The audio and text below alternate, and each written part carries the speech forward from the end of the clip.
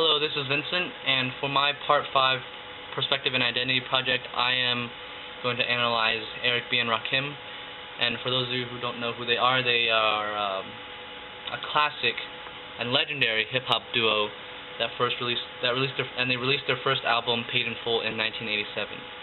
And here's a nice image of them. That's the album artwork for Paid in Full. Very nice. Classic. But before I talk about Eric B. and Rakim, I want to define what hip-hop is, at least my definition. To me, hip-hop is a form of consciousness, a type of expression that emerged towards the end of the disco era. And I think to further illustrate what hip-hop means to me, I'm going to let you hear a snippet of a song called The Message, great title, by Grandmaster Flash and the Furious Five. This single was released in 1982, so at the very outset of hip-hop. And in my opinion, this song is hip-hop in its purest, most distilled form. So just listen very carefully to the lyrics, and I'm only going to let you guys hear one verse, so pay attention. Times it makes me wonder how I keep from going under. My brother's doing fast on my mother's TV. Says she watches too much, it's just not healthy. All my children in the daytime, Dallas at night. Can't even see the game or the Sugar Ray fight. The bill collectors, they ring my phone and scare my wife when I'm not home. Got a bum education, double-digit inflation. Can't take the train to the job, there's a strike at the station. Neon King Kong standing on my back, can't stop to turn around. My sacroiliac, I'm mid-range, migraine, cancer, membrane. Sometimes I think I'm on insane. I swear I might hijack a plane. Don't push me, call, I'm close to the edge. Alright, so a lot of things to digest in that one verse, and a lot of greatness. So you hear him at the outset just kind of complaining. He talks about bill collectors, ringing his phone, harassing his wife, a bum education, double-digit inflation. And remember, this song was released in 1982, which is during the Reagan era. So double-digit inflation he's alluding to has to be the stagflation that hit America at that time. And in addition to the bill collector's double-digit inflation, he can't even go to work because the train that he takes, there's a strike at the station. So just a lot of social unrest going on at that time. And then on top of all that, he talks about various health issues he has, like migraines and cancerous membranes. And all of this culminates in almost insanity, and he says, probably jokingly, that he might hijack a plane, which is just used to illustrate how crazy the time is. So, just that one verse, you can hear the social commentary, the expression that I was talking about earlier of hip-hop. And I hope you get a good definition after listening to that verse. Now, in terms of lyricism, that verse was actually not that bad. It was the best of its time, certainly, 1982. But again, it's still kind of Dr. Seuss-esque, if you will.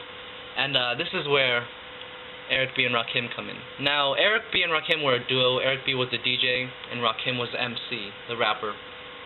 And Paid in Full, their first album, was released in 1987, and Eric B. and Rakim were competing along with many other contemporary artists. This was called the golden age of hip-hop. Artists such as Boogie Down Productions, Run DMC, Public Enemy, and then a year later, NWA. So, a lot of artists putting out lots of LPs in the hip-hop genre. But Paid in Full was special because of, one, Rakim's out-of-the-world lyricism, and then also Eric B's sampling, which we'll revisit later. So, the next clip that I'm going to show you is Eric B. and Rakim's titular track, Paid in Full, the single Paid in Full. And it's only one verse by Rakim, but it's such a, I'm throwing this word around again, it's a legendary verse again. And I'm just going to let this load my computer. very slow. So, in this verse, you have to listen carefully again. You will see many similar themes that Rakim raps about that you heard in the Grandmaster Flash song, The Message. And I'm just going to turn this camera around and swing it to the computer. Here it is.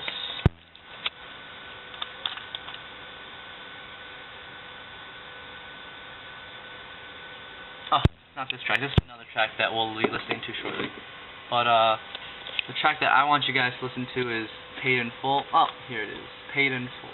And it's just one verse, just listen to it carefully. Step with the record, step with the record, thinking of a master plan. This ain't nothing but sweat inside my hands. So I dig into my pocket, all my money spent. So I get deeper, but still coming up. Here we go, so there I it is. Start my mission, leave my residence, thinking how could I get some dead presidents. I need money. I used to be a stick-up kid, so I think of all the devious things I did. And we're back. Hold up, ain't nothing funny, stop smiling, you still don't nothing move but the money. But now I learn to earn cause I'm righteous. I feel great, so maybe I might just search for a 9 to 5. If I strive, then maybe I'll stay alive. So I walk up the street, whistling this, feeling out of place, cause man do I miss a pen and a paper, a stereo, a tape for me and Eric a nice big plate of sis, which is my favorite dish, but without no money it's still a wish. Cause I don't like to dream about getting paid, so I dig into the books of the rhymes that I made. Don't have to test to see if I got pulled. Hit the studio, cause I'm paid full. Alright, so that was the whole song right there. So as you can see, very old school. Very old school. But hopefully you guys listen carefully to the lyricism there. So he's talking about getting paid in full, or in other words, he's presumably unemployed, looking for a job, and he's struggling for money, and he alludes to his past, like all the devious things he did. He used to be a stick-up kid, but he's trying to move on, trying to find a job. In the lines, I search for a 9 to 5. If I strive, then maybe I'll stay alive. So like that, he's trying to find a legitimate job. And so in this verse, you see lyricism that transcends and is much better than the lyrics that you heard in The Message. It's a sort of free rhythm style that ignores bar lines, and then there's a lot of internal rhyming, like rhyming within one line. And also, there's also uses of metaphors. Yes, metaphors. So you can see right here that Rakim, he's just increasing the complexity of hip-hop just by using metaphors exponentially. And so some of the metaphors he used, a nice big plate of fish. So fish is a metaphor for success, which he's ultimately trying to strive for by getting a job, making some money. Things which we take for granted, but which actually, in their era, given their circumstances, their ethnicity, wasn't as easy as it is for us. So, in the end of the verse, then he says, I'm just going to hit the studio in order to get paid in full, which is what he does, obviously, by releasing the album. So, right then is an example of Eric B. and Rakim's prowess. And I'm going to show you one more verse by Eric B. and Rakim that demonstrates Rakim's brilliant lyricism.